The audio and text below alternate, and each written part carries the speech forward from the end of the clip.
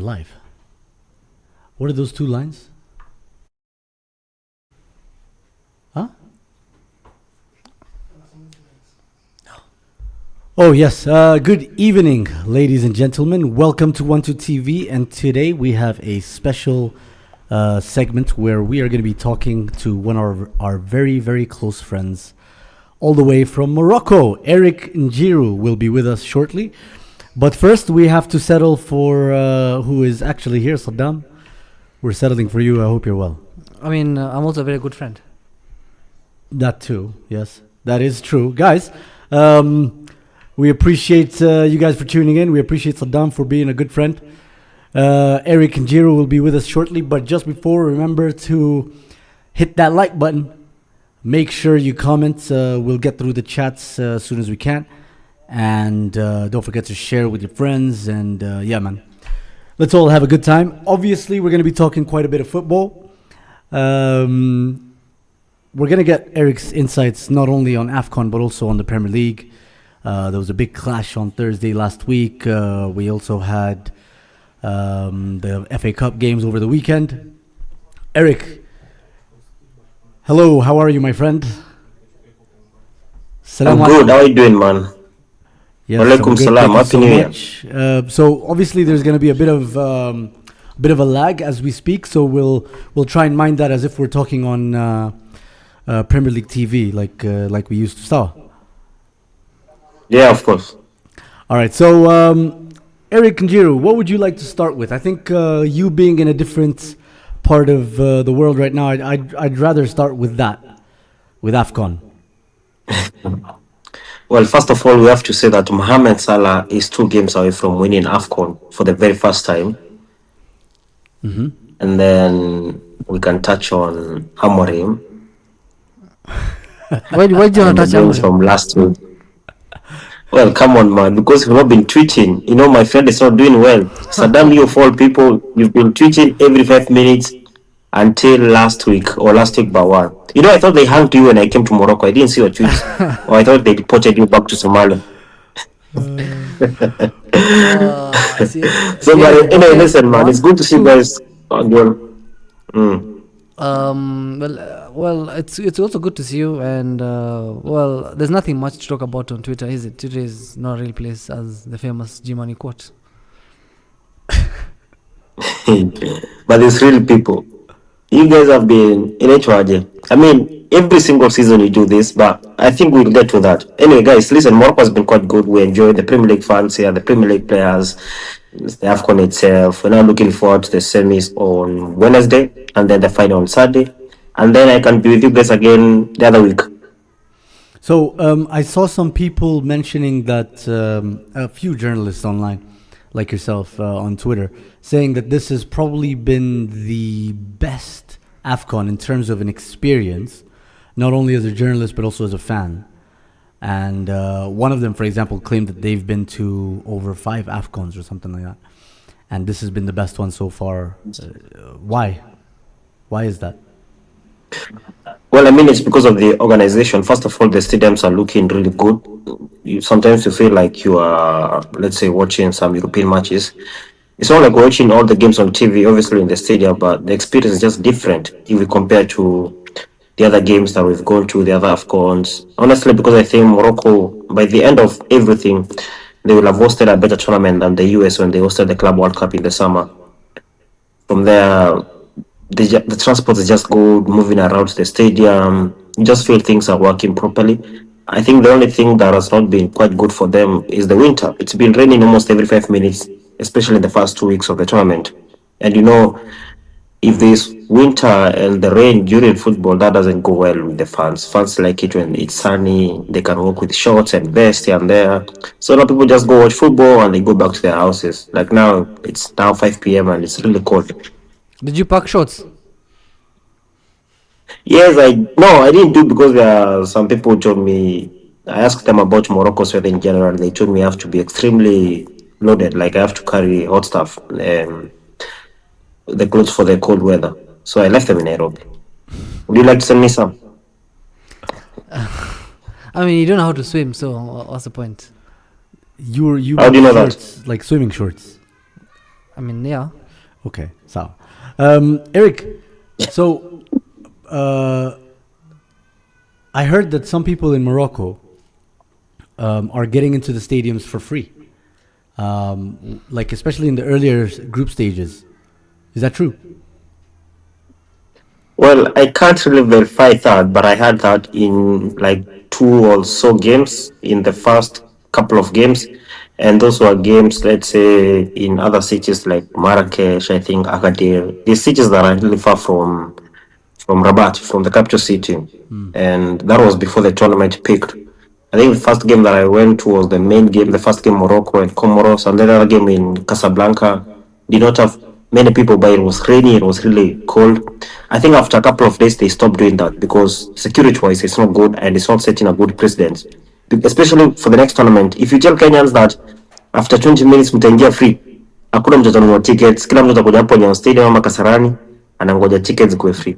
But that's already happening here with Gor Mahia, even if though we are forcing people to buy tickets. They were doing it a bit differently in Morocco. Apparently, when they know certain games, when they can predict certain games are not going to sell out, they let people enter for free on purpose. Like it's organized. It's definitely not violent, but some people do jump over some cages here and there. But it never gets violent or anything. Guys get in and that's it. But it's like an announcement is made. But I guess Eric is right. Like if you start setting the expectation, by the way, you can enter this game for free because we don't expect people will buy tickets for this particular game and so on and so forth. Fair enough. You have a question from the chat. Wilfred Muridi asks, muulize kama upara ya mbwemo ni real ama ni kunyoa ye hunyoa. I think in the real, I saw him juicy before the game they played. Who did they play? They played Morocco. And then he dived. Why didn't he play last night for United? I mean, I've seen some AFCON guys playing Premier League right now. I mean, we don't even have a canteen. So you wanted a lift to Monaco for your players? We are suffering, bro. It's not looking good. It's not looking good. Anyway, yeah. So far you've been to how many games? Well, I don't know honestly because I've been to so many games, but I know I've been to 5 cities. I've been here, obviously, in Rabat. Yesterday I came from Marrakesh, which is like a 3 to 4 hour train journey. I've been to Casablanca, which is probably the cathedral of football because they have the two biggest clubs, that is Raja and Wydad Casablanca. I've been to Agadir. No, I've not gone to Agadir where Egypt are playing. So I've not seen Salah. I've not seen Egypt since I came. And Wednesday they are playing in Tangier, that is where they're playing Senegal. I hope I can go for that one. And then I've gone to another city called Fez. That is where Nigeria were playing. That is where Nigeria played Tanzania and Uganda. And of course, that city where Senegal and Egypt will play on Wednesday is the city that is very close to Spain, which is probably, let's say, 11 to 14 kilometers. You can see Mbappe taking a penalty in Madrid from there. Well, let's look over some of the quarterfinal results. I don't think we need to go as far back as the round of 16 or whatever. Obviously, Senegal beat Mali 1-0. Morocco beat Cameroon 2-0. Algeria lost to Nigeria 2-0. And Egypt versus Cote d'Ivoire ended 3-2 in favor to the Pharaohs. Saddam, would you say that Nigeria is currently the favorites? Yeah, for sure. It's easy for them to score goals. I feel like they haven't struggled in any game, I think, so far. And they're fighting each other. Despite that, they're still shining. Yeah, like Osimhen will fight Lukman and then they will still bang the next game. And they look unstoppable. I feel like they haven't qualified to the World Cup, so I feel like they're trying to make it up. Eric, what do you think? Yeah, I think so. I agree with him. I mean, Nigeria have been probably the most perfect. They have scored the most goals. I think Iwobi is playing really well right now. This is now Iwobinho, the one that we saw playing for Arsenal back then. And Lukman has come through and Osman. Or the one that you expected to see back then. Yeah. I think Nigeria, they've been quite good. I think, like Saddam said, because of missing the World Cup, they're trying to make up for something. But, you never know because by the end of the day, by the end of the tournament, we only remember one team that won it, no matter how far you go. And, in Africa, when you play at home, you have a very big advantage. So, Morocco versus Nigeria, Morocco have a very big advantage because all these tickets, most of them were sold before the tournament started. You can buy tickets from the group stage to the end, I think. So I expect the ratio should be 99% to 1%. Is it 99 true? being Because I feel Morocco. like Nigeria is the arsenal of national teams. Insufferable online, almost won nothing. Like it's been a while since they've won anything, and it looks like they could both win something this year. Are you also as depressed as I am? No, I actually think they are Manchester United. Huh? Yeah, here's my explanation. Yeah, Saddam, listen. These guys used to win Are you back cooking then. me with my own They used to. analogy? What's going on? Welcome to Antu TV. Okay, so Listen, listen. Nigeria won all those titles back then, and they still talk about it until now. And their last title was in 2013. That is Manchester United. That's exact same year, by the way. fuck. Yeah. You man are starving, both of you. The thing is, Nigeria right now look like the most dominant side, but when you mention something about the home advantage, how far does the home advantage go, or how far has it gone? Do you think for Morocco this AFCON? We've seen some interesting calls by referees in both the knockout rounds. In both knockout rounds, the round of 16 and the quarterfinal. Well, listen. First of all, I think the home support can be good and bad to you on both sides. While the pressure can swallow you, like we saw the second game they played Mali, people are really expectant of what Morocco do, and some of them are actually calling for the coach to be sacked because they wanted to see some free flowing good football. And now we feel that Morocco is getting better by every game they play. So there's pressure to deliver because these guys have not won AFCON in more than 40 years. I think the last time they won was in 1976. So there's pressure every game they play. When I spoke to the coach the other day after they won, he told me every game is bigger than the last that they played. And I felt that Cameroon had a chance. That's that quarterfinal. But I think that crowd swallowed them in the first half because Cameroon played well against South Africa in the round of 16. But first half, the crowd was too big for them. They never created anything first half. Brian Boom was lost first half. He tried to play a bit better in the second half. So Nigeria can only try not to be condensed by the crowd. But now, when you talk about, for example, Senegal, yeah, I know you're already pushing the Mane versus Mo Salah agenda. Voilà. Yeah. Well, listen, man. Mane and Salah was the best player at Liverpool in Europe. But in Africa, Mane is the king. Because no matter what you do, most people in Africa do remember AFCON a lot. You remember the likes of Samuel Eto'o, all these players, they are so big because they won the AFCON. I think JJ Okocha, those guys from Nigeria. Salah's won the Champions League, the Premier League, all these individual awards, but it's not won AFCON. And then he comes from a country that has won so many AFCONs. It feels like he's part of two generations. He came in when the other generation was going, and now he's part of the next generation. He's probably, let's say, in transition. But Egypt has not won the AFCON since 2010. So there's no one who's under pressure more than Mohamed Salah in this game. Senegal, they're playing well. They're not under pressure, honestly. The game that I went to, they drew with DR Congo. I didn't see like they were under pressure. I think they knew they're going to solve this. They're going to go through. So honestly, I don't know who's going to win that game between Senegal and Egypt. But if you ask me, I would really push for Mohamed Salah to go through. Because Mane won it. Yeah, true.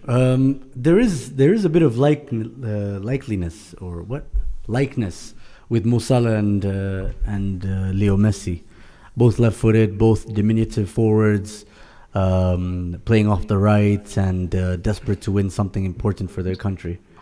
Except Mo Salah is just trying to win AFCON Both in washed. comparison to the World Cup.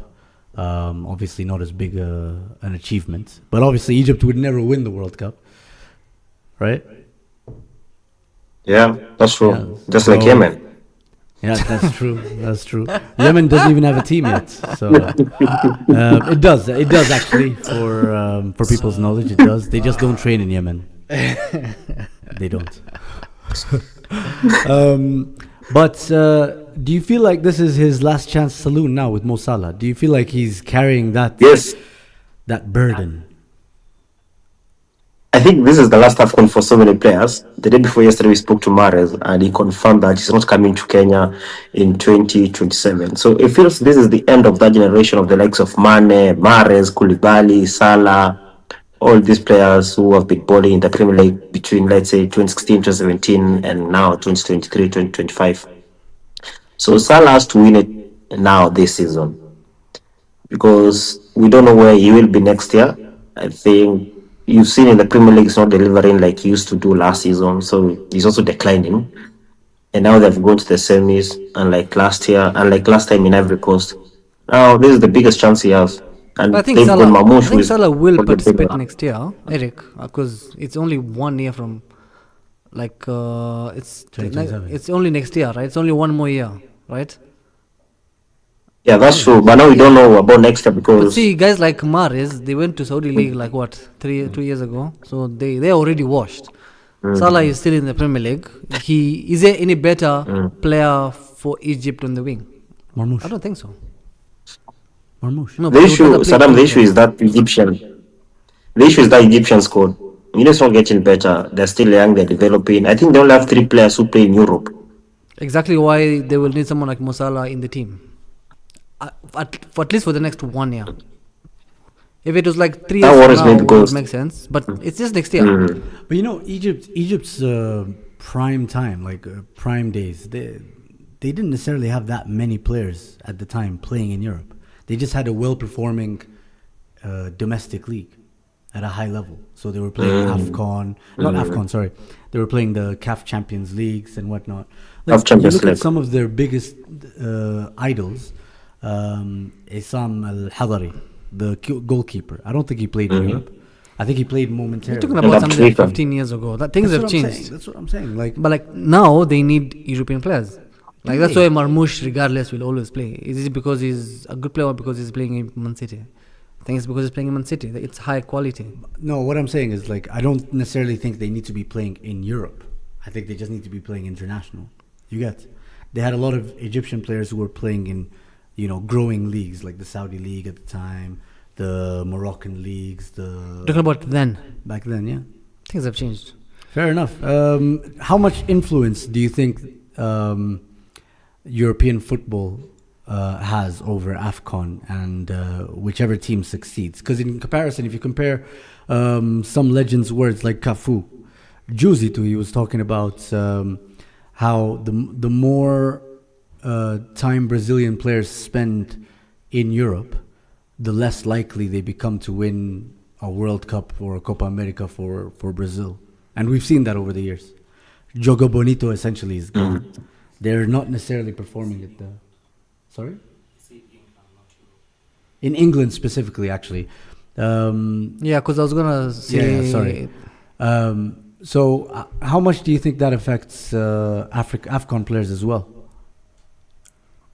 I think that's part of developing, because the difference between Africa and the South American football is that most of them in South America, they leave quite early, unlike us in Africa who leave by the time they are 23, 22. If you look at someone like Hendrik left when he was 17 or something. So that point from Cafu, and I saw another one from Argentina where they were saying the young players need first to develop in Argentina, because they need to instill the way of playing, how South Americans play football before they can go. Probably, let's say they leave by the time they are 19 or after the under 19 World Cup, under 20 World Cup. But now for Africa, I think we're almost so close to European football, and I think this year the reason why the Premier League has improved, the AFCON has gone a bit higher, is because most of the players right now, they're playing in higher leagues, like let's say in France, in Spain, in Italy, in the Championship, in the Premier League, and we've not seen that time wasting like we used to see back then. There's not so much sitting back. There's a bit of good football being played. There was a time that you couldn't even watch some games, but now you can watch probably, let's say, a lot of games until the end, even extra time.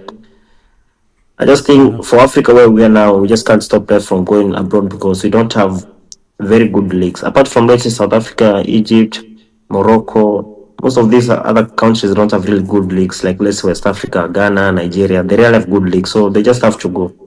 Also, what's Africa's way of playing? No, like Argentina and Spain. That's Sorry, true, and they do have a Brazil, style you of could play. be like, oh, there's a way of playing. We have Gurmai only hires white people, for example. Like so, I think we don't have in we're Africa, trying to but make the way things of playing. local. Nyinyi mnajaribu kuleta wazungu hapa. Sasa you guys ruin it. I think we don't have a way of playing right now in Africa. Most of the countries, we can't really associate ourselves with, let's say, this style of play, that style of play. Super Disky is not a style of play. What? South African style of play. Well, yeah, let's say 1 or 2 to 3 countries. You see, like even Morocco now, most of these players were born in France, away in Europe. Or Holland, yeah. I saw a list where they were saying most of the players in AFCON right now they were born in France. And then they were called to come back. Assimilation, during colonialist. Let's read some comments. I think we also need to have some players born abroad. Although now we have one born in Yemen. Let's see whether he'll help us. Mo Salah saw the opportunity to play against him. He said, "Z, I don't want." Anyway, let's read some comments. Wilfred Muridi says, "Na ya pili ni biased while takes Saddam. So kwani wengine wako wapi jamani?" Yeah, guys are taking their time readjusting to the normal way of life as they come back from their holidays. Derek McCory says, "Dubs for for being the first podcast to go live in 2 different countries. Shout out to us. Thank you so much." Wilfred Muridi says also, "The guys that are watching, very kind reminder, remember to like, share, and subscribe." Now, someone who was just recently on the pod says, Ribi Entertainment says, "Manze, if you do not stop with that Salah and Messi comparison, what are you gonna do? What are you gonna do? Crack jokes? What are you gonna do? You're gonna turn on the mic? Come."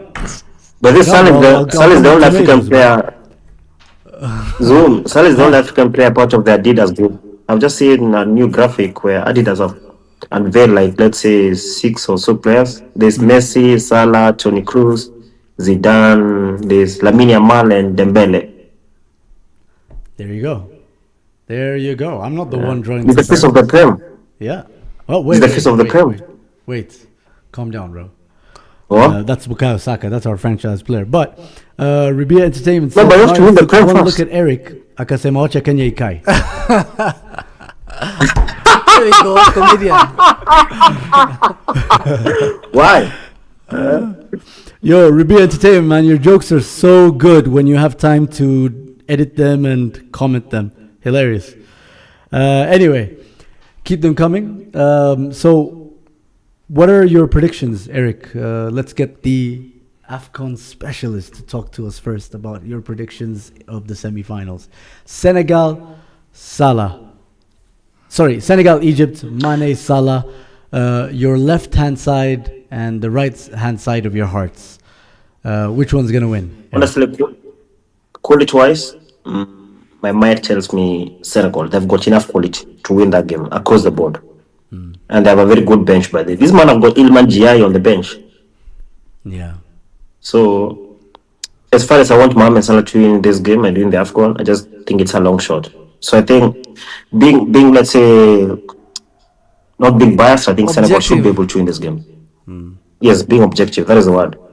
But also being objective, they give a lot of game time to Nicholas Jackson. So if they miss chances, Egypt could take their chances and still go through. You never know with knockout football. That's the good thing, right? So yeah, If Senegal I think that game can go either way. is winning African player of the year, easy. why him? He's the best player according to me. According to you, Nicholas Jackson is their best player. Yeah. Eric, would you agree with that? At this AFCON, the game I went to, but he was hooked after 70 minutes or something. He was hooked I after don't 70 agree with minutes. that That's point from Saddam. game management. You need your Load best player management, fit yeah. for the next They game. were- Makes sense. They were even drawing with DR Congo. They drew that game. So They had to come back. They came back without him. I'm saying if walimtoa wakakampa. Fair enough. What are your predictions for that game, Saddam? I think Nicholas Jackson scores a brace. Okay. Mo Salah cries. And then in turn, so but does Mo Eric. Salah gets more motivated till he comes to Kenya. But you're forgetting the most important part. Mo Salah will score a penalty.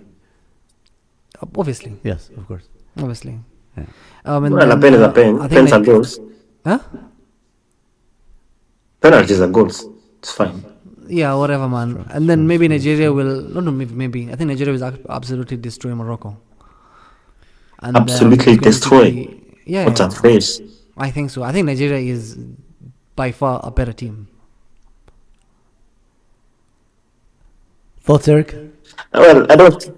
Yeah, listen. Well, I agree they are a very good team, but you don't have to be very good for you to win this AFCON. You know very well that every day you complain about haram football. Sometimes you get one goal and you defend for the 90 minutes. Morocco, the I way just they're think that- playing and their fans, and I think there'll be so much pressure for them to try and play expansive football, and that's exactly what Nigeria would take. You're talking advantage about a team that only 2 years ago reached the semifinals of the World Cup. World of. Yeah, Cup. so Most of them are still there. no, I'm talking about now. Yeah, most of them are still there. Most of those players are still there. How many games we've watched? We've watched 5 games so far, right? Nigeria is by far a better team, and also it's more like the Nigerian players are actually shining for their clubs. So it's like everyone is almost at their peak. It's like the perfect time for the Nigerian players to try and show something. If you just watch them play, bro, it's just wanakani kama. I don't want to compare them with Argentina in the World Cup, but it's the complete opposite. Like Nigeria were carried by referees.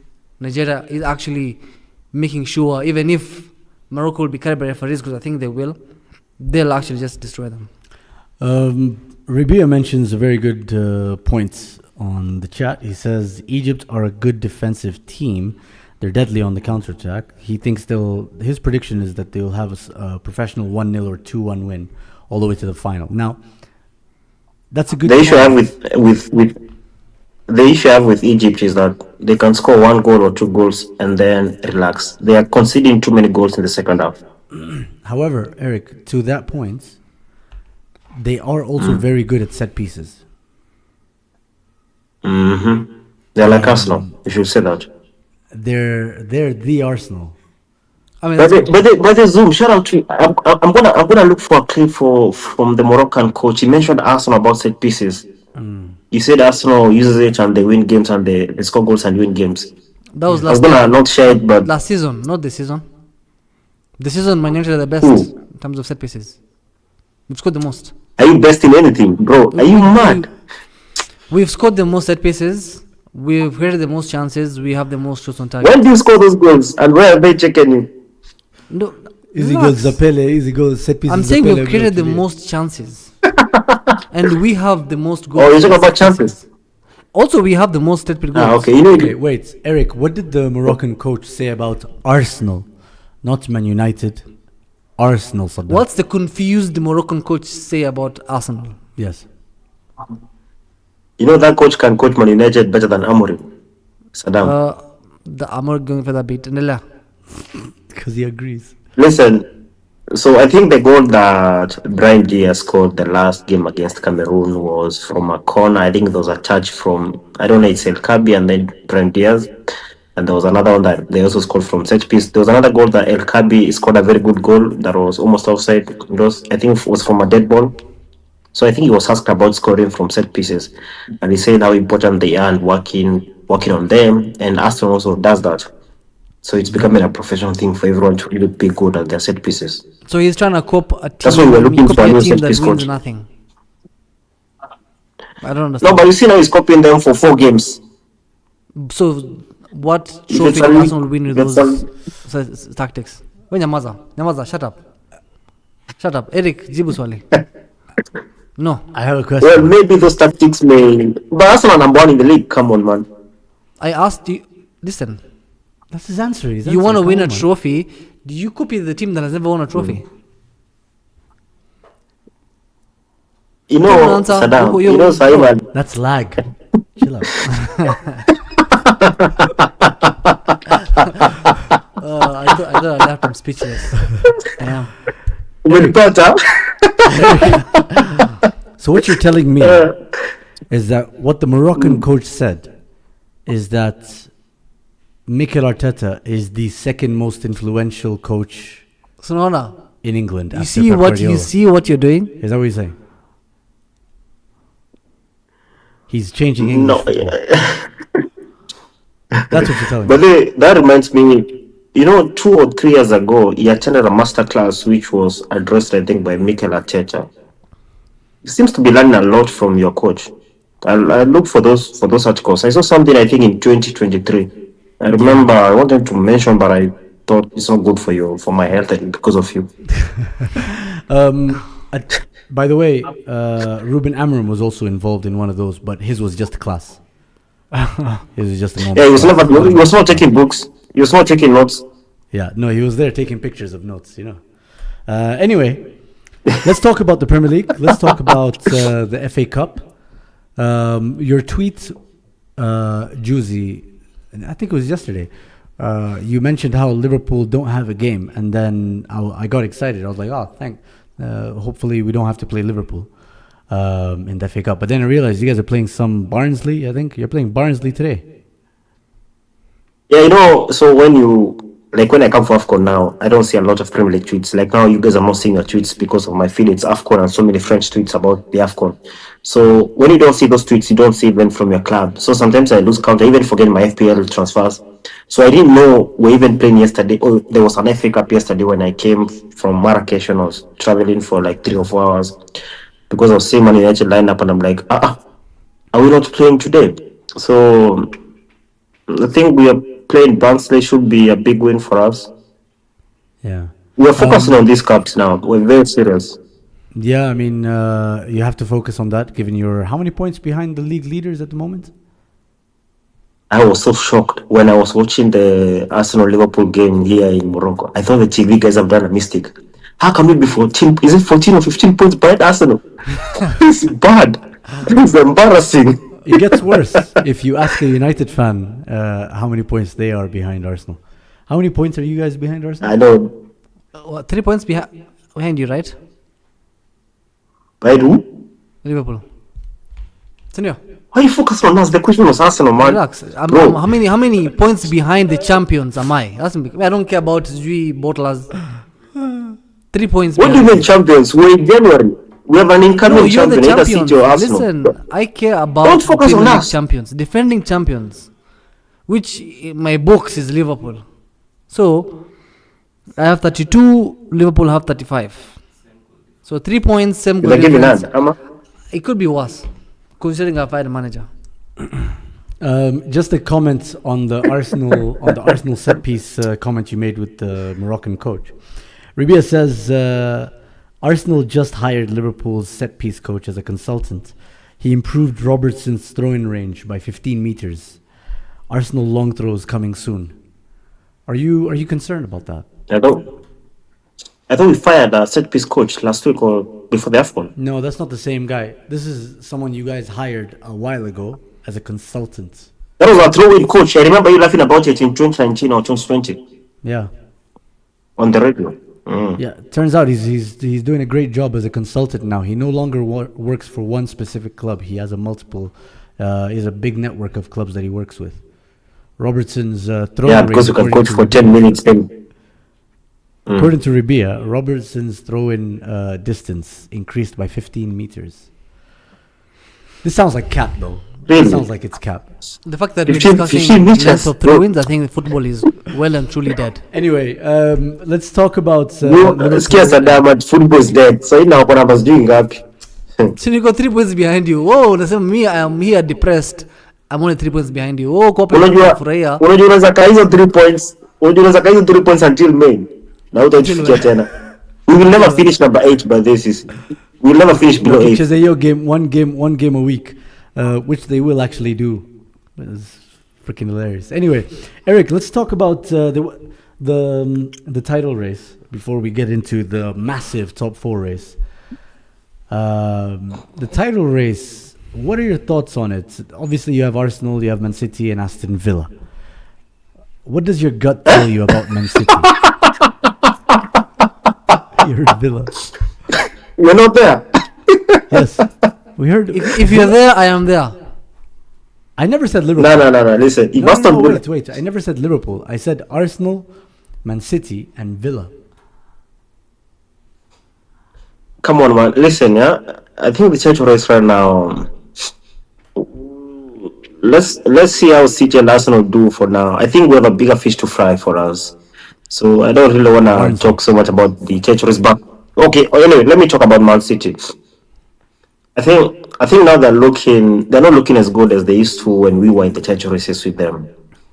They have signed so many players, but between the last 1 year, they've spent as much money. Okay, we've spent let's say 150 more than them, but they're drawing games when they should not be drawing games. When people say this is Pep Guardiola's team, this is Man City, I don't think so, because the Pep Guardiola teams they speak about are the teams that we saw beating Liverpool by a point in 2019 and in 2022.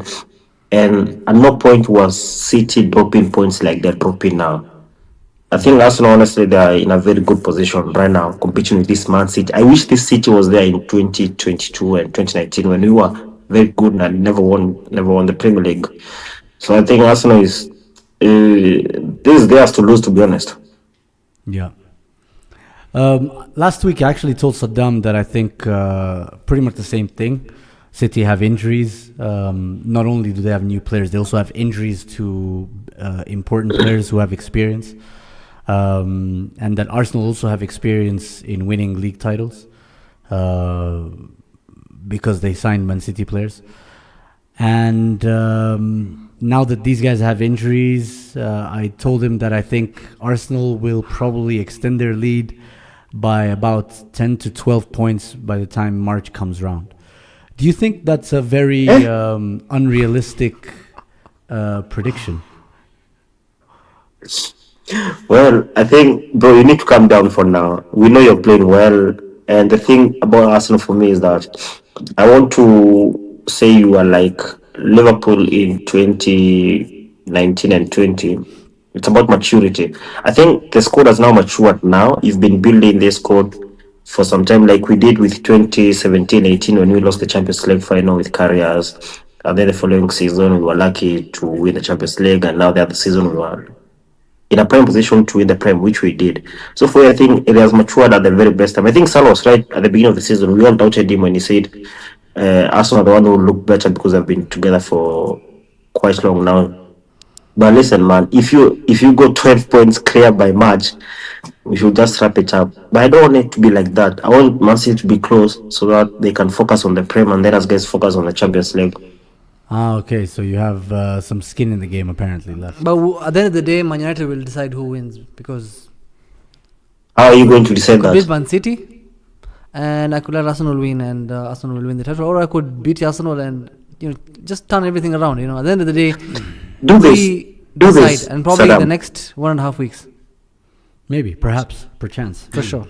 I think. Saddam, why don't you do this? Why don't you decide where you finish? You, Manchester United. Above Liverpool, I can put my money on it. You can never finish Only above 3 Liverpool points, my this friend. Only season. 3 Aye. points. Ni. So Aye. I have a comment here I want to read out. Rabia says February is a fixture nightmare, 4 competitions, and they are going for the quadruple. It's hard. I don't think Which quadruple? Arsenal are going for the quadruple. If you think about You need to be very serious with the Premier League, because the Premier League is the only title that you have a real chance. if you think about it, we're in the semi-final. We have the deepest squad in the league. Kai Havertz is back, and as you guys give us warnings about the fixture list that we have in Feb, we only have 4 fixtures to play. I think maybe 5 if we qualify for the final of the Carabao Cup, because we play Chelsea on the 3rd of Feb, the second leg. The Carabao Cup semi-final. We play Sunderland on the 7th of Feb at home.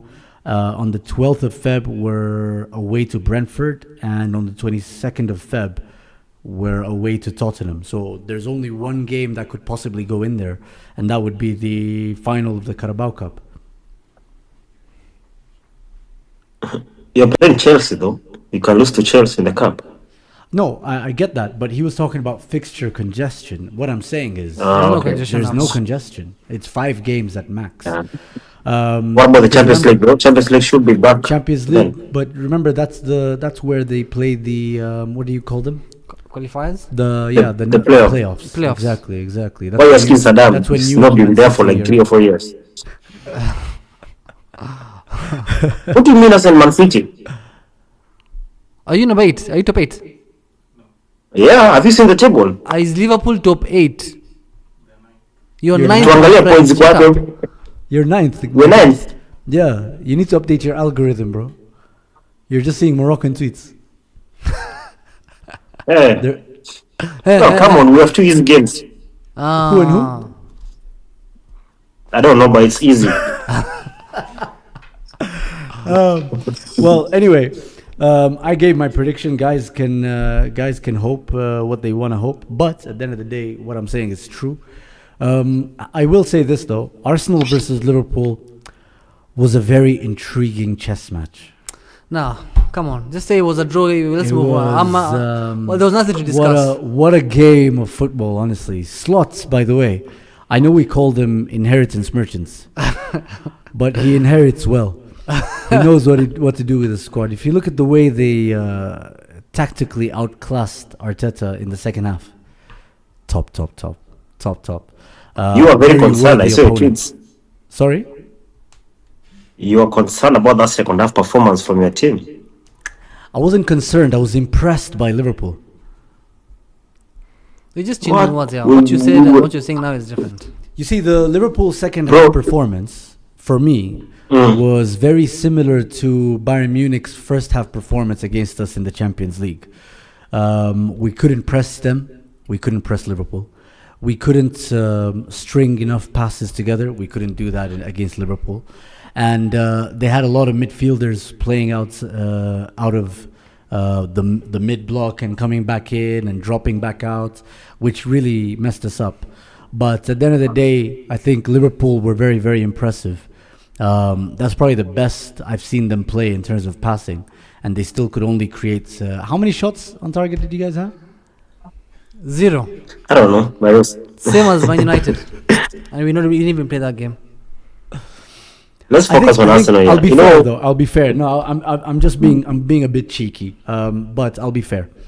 I think Liverpool, with everything that you guys have faced so far this season, all the issues you guys have faced, honestly, well done on keeping a clean sheet at the Emirates. Not many teams do that, and congratulations on keeping a clean sheet, Nini. You guys didn't even have a shot on target.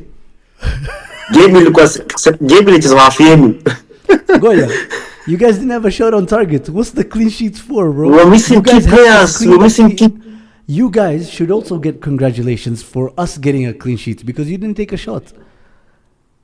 I saw on Instagram our players were mad because of drawing that game, but your players were contented with it. They were just okay with it. I think they were mad because they didn't have a shot on target. Yeah. But you know we're missing. Sorry, carry on. I'm saying we're missing the entire forward line. People are injured, others are AFCON. Yeah, but it's not like you didn't have opportunities to shoot on goal, bro. Didn't that guy have like 3 free kicks? We didn't have a real striker. We're not in September. I can't score every time you face this. That's okay. But, anyway, but Zuhum. Wait. That performance from Liverpool, how do you plan to win the Champions League by playing like that? Liverpool is a 6-time Champions League winner, if I'm not mistaken. It's always going to be tough. It's always going to be tough to win the Champions League. We're not even the best team in Europe. We're not even, let's say, we're not top 4 in Europe right now, and you escaped. How are we going to play when you play Barcelona right now? Well, ask me how we played against Bayern Munich. That was last season, my friend. Huh? This season in the group stage? No, I can't hear group stage. That's a mainly cheeky. Mambo ya group stage China, please forget about that. What matters is how you play in the knockout stage. Like you played Madrid last season. Congratulations on that. But when it mattered for you against PSG, you pulled an Arsenal. You are literally Arsenal FC. I think so you're getting ahead of yourself. You don't need to go that far. We're still the best team. That's what I'm focused on. When you're asking us, how will we play against the top 4 teams in Europe? How will the top 4 teams in Europe play against the top number 1 team in Europe? Your group stage standings is kudanganya mse. Your group stage standings does not show how good you are. It shows how bad the teams you played. If anything, Eric should be in a better position to tell us about finishing fast in the group stage and absolutely getting destroyed. Exactly. They didn't get destroyed. Last they lost season. on penalties. They got destroyed. On penalties. They that's lost all to the team destroyed. they beat in the group stage. Eric, do you agree that you What's your got words? destroyed by PSG in the knockouts? No, we never beat PSG in the group stage, Saddam. We lost in pens. I mean, come on. We actually won away. No, I'm sorry. I confused you with Arsenal. It's Arsenal who They're beat the them. ones who beat them and then... Yeah. Okay. You confuse us with... When PSG faced Arsenal, Eric, what I'd like to say about the Arsenal performance is I'm very disappointed because the first half, honest to God, bro, like I felt like time moved so quickly. I was having a lot of fun watching Saka and Odegaard and Trossard having fun with the Liverpool defense, right? And I say defense barring Alisson because Alisson didn't really have to work hard that game. But Kirkes, he had to grow an extra chromosome to keep up with Saka. You know what I mean? And when you look at, for example, the way you guys defended on the left side with Trossard, I think we've done quite well to trouble you guys. I was having a lot of fun, but then the second half you're right, I was concerned. But at the end of the day, bro, it's a reminder. I think it's a very humbling reminder, that second half performance, that we didn't play a team that's 14 points behind us. We also played the defending champions. There's a reason why they're the defending champions, because they're a bunch of very, very good players overall, right? There's something about them. So when they play as well, when they play against the possible champions elect, they're probably going to be like, hey, we're not going to get messed about with, we don't want to we don't want to take a beating. So what they did was they held their own, and you got to respect it. But at the same time, I think Arteta also looked at that game and thought, you know what, Hapa, if we're not going to go and win it, just don't lose it. And I think the point is disappointing, but what's more disappointing is against this Liverpool side, we've gained 0 points this season, and we've actually dropped 4. No, you've gained 1. We've actually dropped. We've allowed you you lost to 5. 4 points off us, which is ridiculous in my opinion. Considering you lost to United. And also Man City beat you. Everybody beat you, except Arsenal. That's not too bad for City. We always lose to City every 2 seasons. Not Man United. Anyway, so that's my opinion on the title race. You maintain your 6-point lead, which is fine, but nothing else to really write home about. Gyökeres might actually be a failure, guys. He might actually fail. Is he back from AFCON? I'm losing hope. Hello, it's like if he's back from AFCON. I don't even think he starts with a team in Africa. I'm sorry. Maybe Tanzania. He's actually ranked as one of the worst strikers in the league for many different key metrics. What happened? XT. XT balance. Tears. Okay. Tears. Yeah, man. I don't know. Somehow he has 7 goals to his name. Even that's surprising. Unajua last season by Sahi January alikuwa 30 goals. Yeah, Farmers League, bro. You Liga Nunes. So when I say I'm giving up on Gyökeres, I mean it this season. I still think he could improve slightly by next season. But like, we've seen guys like strikers like that Nottingham Forest one, Chris Wood. He was asked for such a long time. and then the You're last 2 years. willing to wait 20 years. No, he's already 27. So we just so I just have to wait 2 more years, and maybe he might come good. You know, No, Bakisud is what, 35? Chris Wood is 35. Damn, might have to wait. Might have to wait that 7 years. But yeah, man, I'm just glad that someone like Kai Havertz is back, because now at least we have some variety. But credit to your team being where you are with an absolutely disgusting striker. You mean playing with That's true. one man less for the whole of the season? I genuinely think if you had Sesko, you'd probably be like 40, 45 points clear. And Sesko, by the way, is looking better. He's looking better and better. He is a good player. I think even when he wasn't scoring, when you watch him, you'd just be like, We knew. unajobol. Tulimtaka sisi. I think Yeah. pretty much most Arsenal fans wanted him, but You guys wanted him. We wanted Gyökeres. because the bull- Gyökeres said no to us. Sesko said no to you. Actually, that's a good question. What does Ruben Amorim's sacking say about Gyökeres signing for Arsenal? You know what I mean? Oh my days. Anyway, Who let's move made on. the other one look better? Sorry? Who made the other one look much better between Gyökeres and Amorim? Yeah, honestly, bro, I think they somehow worked hand in hand. I don't know how to explain it. I don't know how to expand on it. I think he's gonna go back to Sporting and then get him on loan. Wait, you don't send 27-year-old on loan, man. What do you expect? And like a bloom. You don't? What do you mean? Kwani Syria? Wewe you're a fan of Syria? Si muna signing watu kwa 35? No, but like, no, you're saying Wasn't you send him Lukaku on sent on loan to loan? come back. No, usually those are loans. Yeah, because You're Arsenal not still giving hope the is- player. That's what we're doing. He's saying, How long is the send him on loan contract? so he comes back better. You don't do that. Anyway. How long is the let's- contract?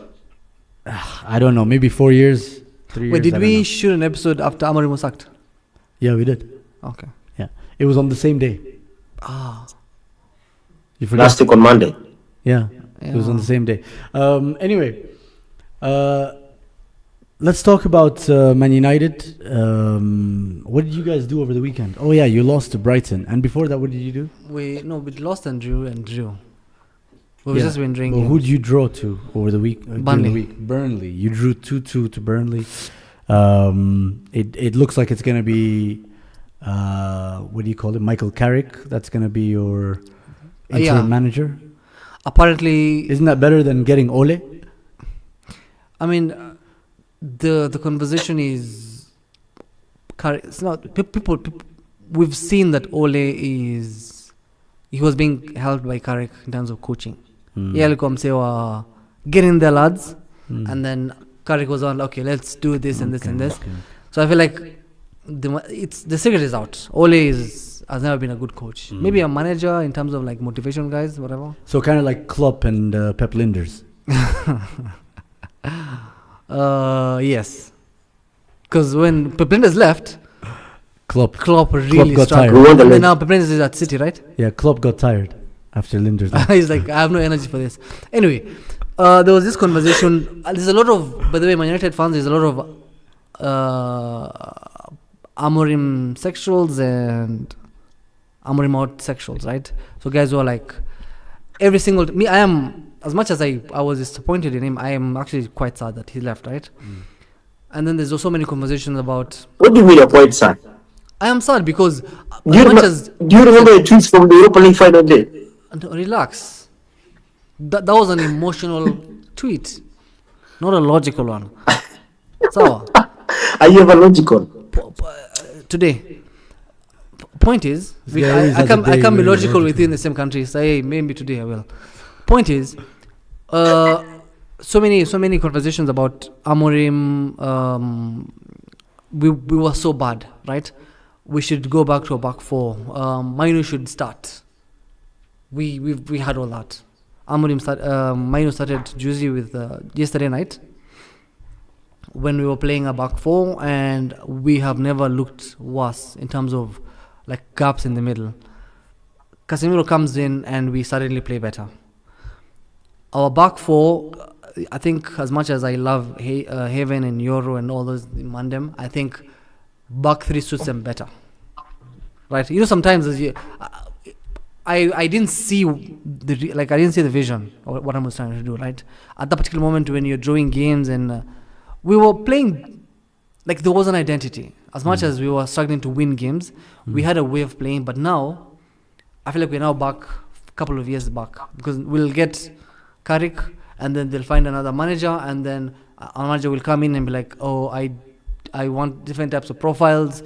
And then by then, guys like Cunha and these other guys are going to have like Vichua Maji. They'll probably start the whole revolt again and then start getting on this raid or this place.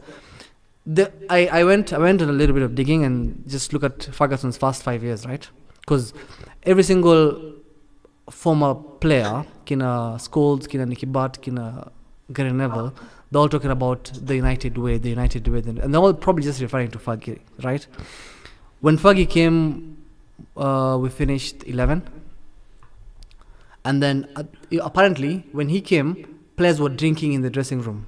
Like there was a drinking culture, like in the dressing room while before games, or like there was a drinking problem. Is there a drinking problem now? Just juices because people are getting over it. Yeah, so I'm just saying, like some people. So the point is, a new manager came in. This new United way, it's a manager who came in, found a dressing room that is so chaotic, so he had to get rid of certain players. We finished second the following season, and then there was so much hope, like, oh yeah, he is the guy. Following season we finished 11th. His third season we finished 13th, if I'm not wrong. But we won an FA Cup. When we finished 13th, there was so much. He was supposed to, like, his fourth season we finished 13th because he finished 11th, 2nd, 11th, and then 13th. And then there was wait. You did 11th, 2nd, 11th. Yeah, and then 13th. You don't think that's a bit extreme? And then 13th. Yes. Also, at least you were consistent. But the point is, that needed to happen. Why did it need to happen? Because we got rid of so many things. We culture. When you're resetting a culture, it'll take time. Oh, is that so? Relax. Please don't mention Arsenal. So? Please don't mention Arsenal because I think when you're resetting the culture, it takes time. Saddam, 2026. Nice. And then, well, he won 13 league titles. But the thing is, what Amorim was doing for the last 14 months, he was trying to change something. And I think based on, the players the guys who've interacted with the players, they're all saying that the atmosphere within the camp is very good. Yes, we had guys like Rashford who had to leave.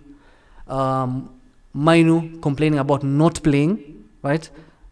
He can be aggrieved, but I don't think he should go public about it, right? Like indirectly, oh my brothers, do whatever. Yes. And I'm sure there was those stories that he argued with the manager, like they were shouting at each other, right?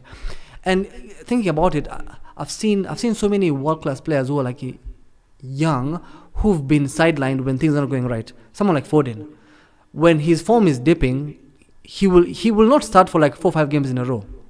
And you will never hear about any of his sister or cousin coming out and talking about Gio or whatever. Yeah. So what? He's white. What are you saying? I'm saying white people are more disciplined. No, black people complain a lot at your club. I mean, look at all the players. Very good point. Yeah. I wasn't gonna go on that Is angle. It an ATT problem? I wasn't gonna go on the race angle, Eric. Now you're giving this racist guy angle. Is it an ATT problem? ATT means racist. Oh, so niggas have attitude. I'm saying those particular players. Black players? Because Foden just got his head down and started working. Eric. Well, to be honest, it could be because have we had Maguire is a good example. Yeah, he got his head down and kept working. Yes. So maybe it is a black thing. Maybe it is. Maybe we need to get rid of the black players. I didn't say that. You were trying to make me say that. I said perhaps. Huh? I have a theory of what's wrong at your club. Okay, have you ever had a white player complain about not starting and causing a drama? No. I'm talking about Garnacho doesn't count as white? The whitest, Michael Jackson. So Garnacho is from Peru. But the thing is, also Amorim got rid of him. So we were trying to reset something. Now, bro, honestly speaking, I am hate watching us. I want us to lose so badly to the point where the managers are like, yeah, we need to sell this club. Not the manager, but like the owners. So That's the only way. we don't need you to be relegated. You need to win a couple of games, but we they need, like we 2 need or 3 things per to month. get bad enough. I want to ask him a question. Throughout history, right, certain clubs have been owned by certain players, right?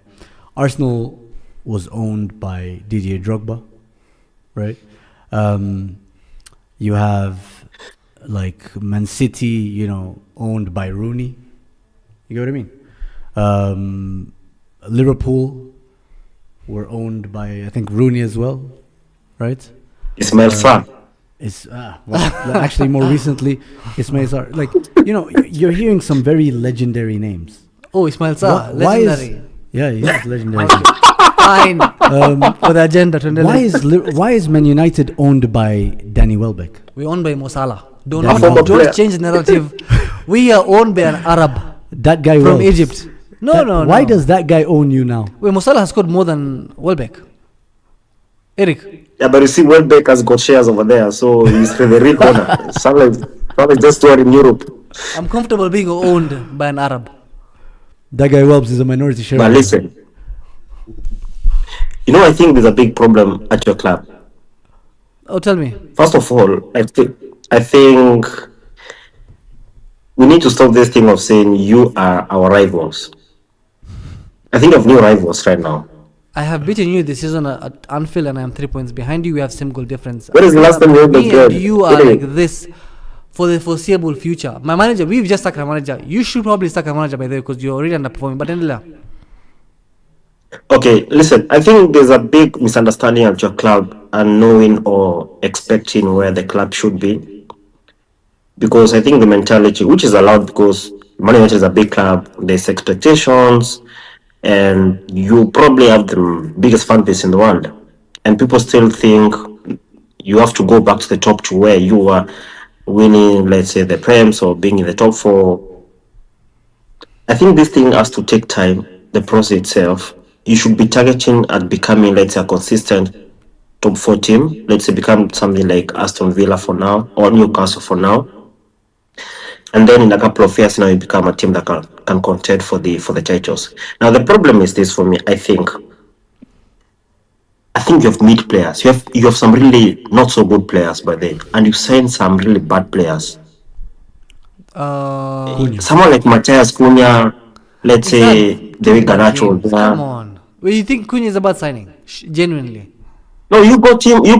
I don't think there's a player who can take you to competing where you want to be, where your expectation are. If you want to be number 7 and bite every season, that's fine. He's fine with you. But the way I hear you speak to Saddam every single week, I think you expect your team to be in and around the top 4, let's say 2, 3, 4 around there, because you've seen the last couple of years, a lot of teams can be between 2 and 4.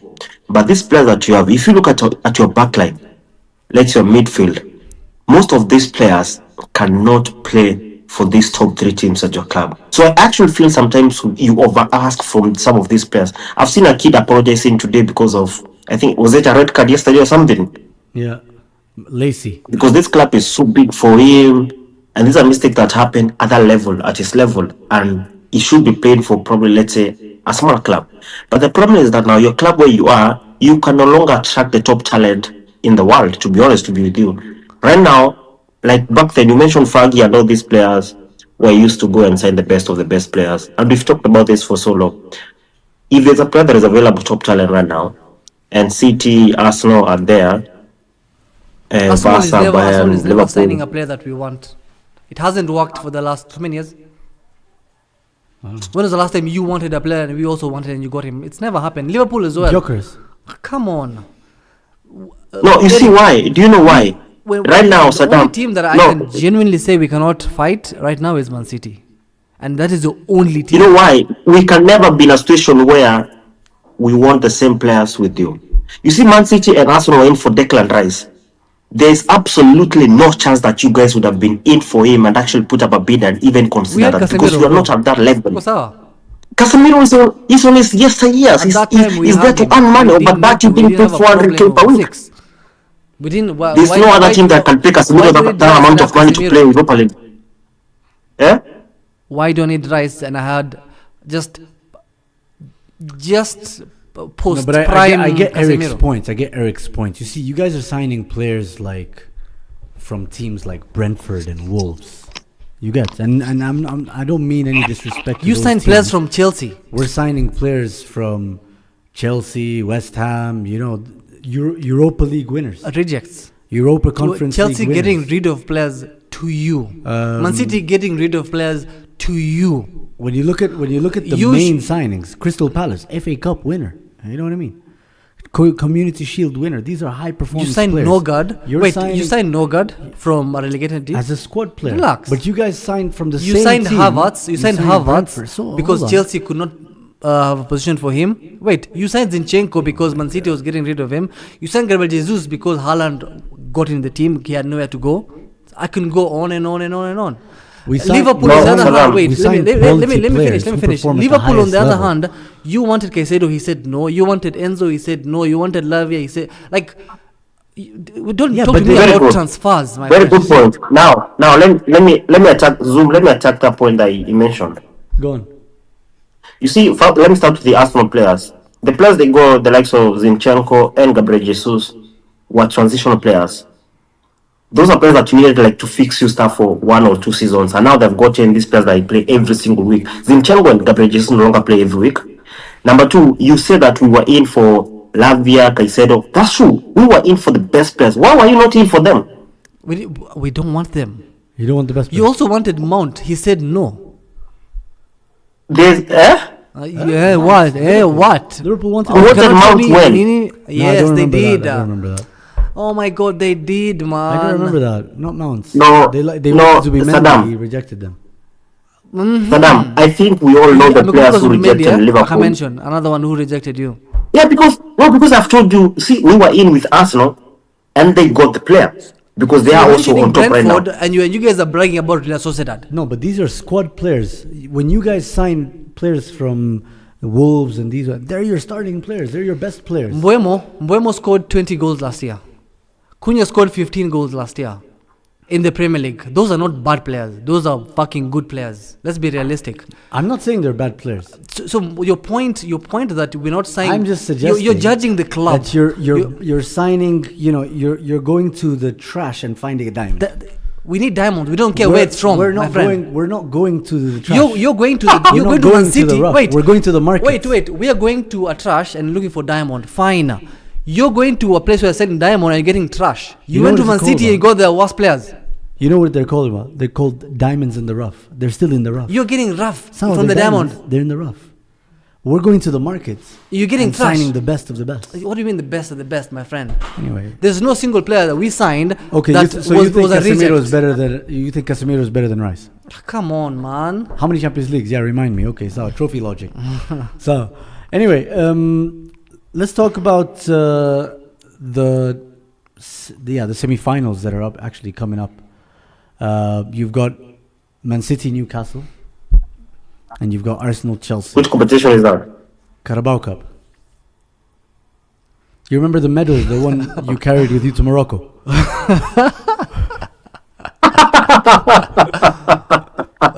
You're an embarrassment. Bro, stop wasting our time, man. I never carried the trophy, man. The medal, come on. It's locked away in the bank. See, which was safe, pale. Anyway, I wonder where you got the medal. Liam Rossini. I'm gonna give the winner. Liam Rossini is taking over his second Chelsea game, and he's facing off against Mikel Arteta, who's been there for 6 years, with a host of issues. Caicedo is not available for this game. At least he has Cucurella back, but he has a bunch of dysfunctional players in many different positions. Pedro Neto still only has 20 goals, Premier League goals to his career. That's as many as Gabriel, our centre back. And you're trying to say we are signing Mbuemo who had 20 in one season. Come on. He had like 17 Andrea. penalties, bro. Then you have João Pedro, who's not a striker, but somehow still better than Gyökeres. That's a fact, bro. Okay. You have a makeshift defense at the back. I don't know who's going to play. Chalobah, his cousin. Badiashile. But it's just gonna be two black niggas. And maybe one extra guy at the right. It's gonna be two what? So it might be three. Three what? Three black guys. Oh. Yeah. Robinson Sanchez plays really well against smaller teams, but then against big teams, he can flop at any point in time. They gave us a game. I'm not going to lie. They were the better of us when we drew with them in December, or was it November? But what are your expectations? Because Rice is going to play in midfield, and I think he's a better player than Caicedo in that position. So I think you guys have a lot to think about. What? Sorry, I'm confused. Zoom, the only big team we've beaten this season is Man United. The only big team? Mm-hmm.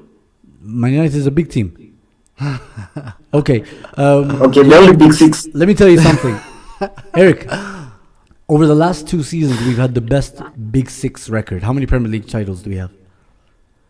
0. Exactly. I don't think beating the Big Six is the most important thing. But now we play 4 of those Big Six sides at home in the league. So let's see how it's gonna work out. You've already drawn with us. Huh? You've already dropped points. Yeah, but with us last week. show me Chelsea's Premier League from last season. Show me Man City's. You guys are the Premier League champions. You should own that. Be proud of yourself, man. You did well. That's from last season, man. We're not like that. Yeah, but anyway, what are your expectations for the semi-final, Carabao Cup? How important is it for either Chelsea or Arsenal? I don't know. It's crucial for you more than Chelsea because you're not sure about the Premier League. You cannot go another trophy this season. You have to be very serious with this one. So I tell you a funny stat. Remember the time Arsenal lost the Carling Cup final to Birmingham City, 2-1. Yes, 2007. I can't remember. I think 2011. Lauren Koscielny got in a mix-up with Fabianski, and then Obafemi Martins scored a last-minute winner. I remember that goal. Apparently, I heard this somewhere else. But the rest of that season went with Arsenal seeing only 3 more victories between Feb until the end of the season in all competitions. So that was the season that kite scored against you guys, Liverpool. We scored the last-minute goal or something. Yeah, the one where you guys cheated. Yeah. But I think it's very important because in as much as people go like, oh, you don't want the extra game, the extra second leg, whatever, or the extra final in the game in Feb, whatever. I think this is like us winning the Carabao Cup is important because if there's any tired legs, they get rejuvenated by a trophy win. You get some life in those legs, especially guys like Saka and whatnot. They need a win in their trophy cabinet. Saka has a FA Cup medal, but he was on the bench. He wasn't a figure. Like, this wouldn't be his victory. This is like right now, for example, when you ask who does this Arsenal team belong to in that squad, it belongs to Rice, Odegaard, Saka, Gabriel. Those are the leaders. They can say this is our team. You understand? So I feel like these guys need that to carry that momentum into the rest of the season. However, I also think what's going to happen is he's going to rotate a lot of those players. Whereas Chelsea are going to play their best available 11. I wouldn't be surprised. Best available. Because some of them are injured, some of them are on loan, some of them haven't been bought yet. They're waiting until next season. But the point I'm trying to make is like Arsenal are likely to continue giving Madueke another run out. He did well in the FA Cup, although he missed a penalty. Standard Madueke. Martinelli scored a hat-trick. It's I think he's going to rotate, and I think rightfully so. That's what I'd want to see happen. I'm going to go I'm going to give out a prediction right now. It's on Wednesday. I'm going to go 2-0 win. I think Chelsea win 2-1. We're away, by the way, at Stamford Bridge. I thought you man are playing 2 legs. Huh? No. Carabao Cup is not back home and away. Carabao actually hata hakuna extra time. There is. It's 2 legs. It's 2 legs, guys. But it's two We're legs. away at Stamford Bridge. It's 2 legs. 2 legs, yeah. Damn. It's a home and away. Mimi hamwezi Going away kumbuka tu first. mtakuwa kwa hii trophy for long. Huh? Hamwezi kumbuka hizo rules. Oh yeah, it Na is 2 Carabao legs. Cup. Because I remember you guys were beaten by Newcastle. Yeah, last season. Last we year, lost. home Home and away. 2-0, 2-0. 2-0, yeah. So I'd love to get some predictions. I'm gonna go to the chat, but you guys give me your predictions. Whoa! By the way, Well, I think- we just got some breaking news. Xabi Alonso has been sacked by Real Madrid. Wow. Xabi Alonso has been sacked by Real Madrid, official. They're sacking their legend. Yet Arteta is at work for 5 years. Stability, bro. Stability is important. And I remember Simeone telling Vini, Ani will get rid of you. Who? Simeone told Vini that Perez will get rid of you, and then Alonso came in to fight. So now Alonso has his own. But to be fair, I mean, I kind of understand it. These guys should not have lost that Super Cup final to Barcelona. Why are they always shit when we are shit? But that's what they usually say. They've But he's when we according to- patana, according to Vic, he's left Real Madrid by mutual agreement, rather. who lives in January by mutual agreement has been fired. He's been sacked for sure, but he's a legend. They're not gonna Yeah, say exactly. that they sacked him. Yeah. You get? So if you guys are serious, suck Slot right now. He's not even a legend. Why are you telling us about how to do? Your house is burning. Why are you talking about other people? You wanted him and he said no to you. He also remember whether Alonso rejected them, eh? All right. Let's keep it moving. Yes, Alonso is another person that rejected him. Rejected his former club. Crazy. So let's get some predictions. What are your predictions for the Chelsea Arsenal game?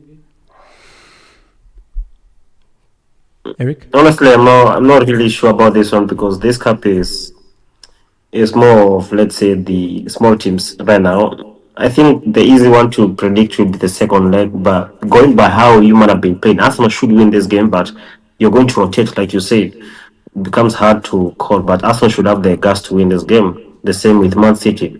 But you guys remember how Newcastle played 2 years ago and they were winning that cup? Yeah. I think they're focused now because they know they cannot win the Prem, they cannot win the Champions League. If they get that final again, man, whoever gets to play against them, it will be a problem. Also, Newcastle did beat Man City this season 2-1. Watch, I've seen them play them like 4 or 5 times if they meet in the FA Cup and the Champions League. I think they play twice. They meet twice in the next 4 weeks. Yeah, so there you go. So, prediction for Man City Newcastle? First leg? Who's at home? I City. believe Newcastle. If Newcastle at home, I think they win 1-0. Okay. Nakwani nyinyi mkwangi kwa hizi cups, Saddam? We've won both. Oh, sorry, Man City are away. Newcastle. Simpange Ronaldo Cup na Al Nassr. Garcia. Rabia says Saddam. No, actually, he says Saka is he's getting franchise player money, but he's honestly the biggest flop. Down the line, when it matters most, if he's your go-to, you are cooked. Can't have him having a similar goal tally to the centre back. He is trash. It's a bit harsh. He just looks busy. Saka ni yule player, like when you watch like 90 minutes, he's just doing things. But when the game is over, he's done nothing. He has 4 goals in 1 year. 4 goals in 1 year. He scored 4 goals last year, non penalty. Nah, I don't think so. Oh, so now it's non-penalty. Is that even true? So now he's saying it's non-penalty. 4 non-penalty goals for the whole year. I'm sorry. Chris Adeda says Michael Carrick is much better than Ole, because during Ole's time, it was actually Carrick and McKenna that did the coaching. Ole was just the manager. I think it's the same thing you were saying. It's ironic because we were actually complaining about how this team is just poorly coached. Like they were so bad that we were like, what are they coached? There was nothing though. Like we didn't see it's not like we were giving Ole praising. So Carrick and McKenna. So if those guys are the ones who are doing that, we are cooked. We're cooked. Fair enough. Okay, so now when we talk about the top 4 race, guys, it's hotting up. It's heating up. Unfortunately, we are still in. Mimi and Eric, we are fighting for top 4. And the way Nah, things we're are not the looking, same, man. You and need the to way things are stick to your looking, lane, man. the way things are looking, you're coming to Old Trafford, and you remember what happened at Anfield. Eric, before you worry about Man Old United, Trafford, that's where we win games. Eric, before you worry about Man United, if I were a Liverpool fan, I'd sooner worry about Brentford, who are 2 points behind you. And they gave their best players to Man United. And Arsenal. Ryan Murray. You know, more importantly, they have, I think, a positive goal difference. They have more goal difference than you guys and Man United. This top 4 race could go down to the wire and could be decided by goal difference. So you obviously don't need to worry about Man United in that regard. We are the same, me and him. Yeah, we have too What do you many mean? things to worry about and too many weeks. Number 2, we have another competition that you can qualify through. We're not like Man United. You can win the Champions League and end as winners. That's true. Is there any other competition you guys are in that you guys can maybe get to Europa League qualifier or something? We could win the league. We should invite Speed to do a tour. So what? you have nothing to say there? It's hard being a United fan. So when you look at the top 4 race, I mentioned this to Saddam last week. I'm going to mention it to you now. Liverpool are on 35 points, and that's about, when you go all the way down to Spurs, that's 13 points away from Spurs, who are down in 14th on 27. Who do you think realistically are in this top 4 race or top 5? Race. I think a lot of teams, if it's the race, up to number 9 or something. I can't see the table now, but Sunderland, I think the teams that will make. If we just look at the teams in the top 4 race who have 30 points or above, it's from 4th, Liverpool being on 35 points, up until 10th, with Sunderland being 10th and on 30 points.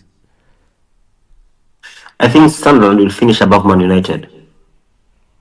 Oh, so that means they also finish above you because I'm finishing above you. Like, what are you trying to say? What? Brother, there's nothing like you're finishing above Liverpool. You need to get your mind off that. Whoever finishes above me is finishing above you, my friend. Okay. So you also have Fulham, you have Chelsea, you have Newcastle. I think people largely agree that Aston Villa is probably going to finish above Liverpool. Yeah, I think no, we're not sure. 100%. They're 8 points clear of you. They're playing much better. They're a lot more consistent. Wait. You don't have Senant playing Aston Villa got 8 points. They're on 43 Aston Villa got 8 points clear of Liverpool. Yes, they're on 43 points and 35, and you guys are on 35. I think the Premier League table is not working in Morocco. I've not seen the table since I came. We're really fun. Aston Villa got all those points above Liverpool, man. 8 points, yeah. Wow. Anyway, the team is still above Man United. How does it feel? How does it feel looking at teams who go mbele? Wewe unajua maliko wewe. How do you feel watching all those teams from a bit more? I'm used to. Oh, you're used so I'm welcoming my friend. So you're asking him. Okay. This is going to be you, by the way, for the next. Mimi na wewe tuachani. Lakini tuko Champions League na wewe uko Champions League. No, we're focused on the bigger league. Shauki comes through on Twitter. Sorry, on the chat and says, breaking, Alvaro Arbeloa takes over as new Real Madrid head coach and replaces player immediately. Yeah, that's another former player. That's a legend. They're running like Man United, man. It's like running on. No, we're not the same. Our legends know how to do the job, and they know how to win cups. Real Madrid have sacked their manager in a title race. You guys have sacked your manager in a top 10 race. We were in a title race, bro. Top 10 we race. We were. Top 10 race. Saddam, on the race. Sindio?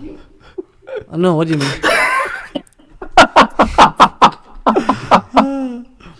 Shauki says Arsenal are going for the quadruple whilst Man United are fighting for top 10. And soon enough, Slot is next. You know, you're lucky. You're very unlucky because when you fire Slot and you want to look for replacement, we will have already gotten him. We can never, ever be in for the same manager with you guys. Never. It can never happen right now. Okay. Our priorities are different. We're looking east, you're looking west. Alonso. So Eric. Alonso is good at Manchester. How easy? Eric, it's not good enough anyway. Would you sack Slot to sign Jabi Alonso? No. 3-4-3 pia nyinyi. We're not a sucking club like Manchester United. We are structures, class, and we like taking time. Right now, we just have to consider where the season is and see. God damn. Carry on, Eric. You like sucking and taking time, huh? We have to see where the Prem is. He's a man-child. Carry on. We have to see where the Prem is right now and be realistic that it may be out of reach for us, but we have another competition where we've beaten Madrid, we've beaten Inter Milan, and there's a big chance that we play our mates in the Premier League who we own. People like Arsenal, Man City, Chelsea, we meet them in the Champions League and they have no chance against us. I think the final could be Liverpool, Barcelona if we don't meet each other along the way. Okay, very nice.